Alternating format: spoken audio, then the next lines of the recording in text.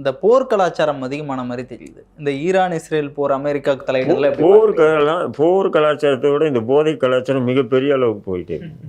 அது போருங்க. அது கண்ணுக்கு முன்னாடி தெரியும். குண்டு வர்றது, நம்ம சாகிறது, இல்லை அடுத்தவன் சாகிறது, எல்லாமே நம்ம கண்ணுக்கு முன்னாடி பார்ப்போம். இது ஒன்றுமே கண்ணுக்கு தெரியாது.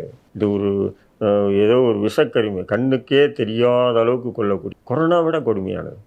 கொரோனா விட வந்து போயிடறான்ல, டக்குன்னு செத்து போயிடறான்ல. டக்குன்னு செத்து போகிறது நல்லது.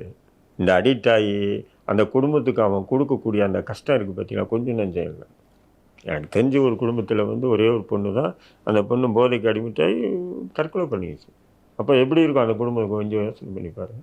தமிழ்நாட்டில் இதெல்லாம் தடுக்கப்படும்னு நினைக்கிறீங்க? தமிழ்நாட்டில் தடுக்கணும்னு நினச்சா தடுத்துடலாங்க.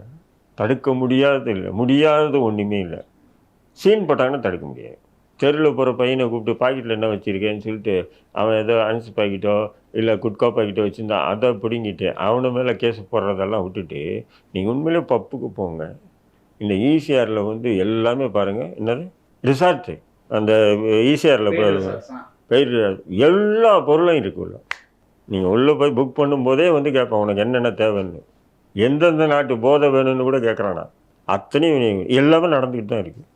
அது யார் உங்களை மாரி என்ன மாரி ஆளெலாம் வச்சு நடத்துகிறான்? பெரிய பெரிய அரசியல்வாதிகளும் போலீஸ்காரனுக்கு மாமா வேலை செய்கிறவனும் தான் அதை வச்சு செய்கிறான்.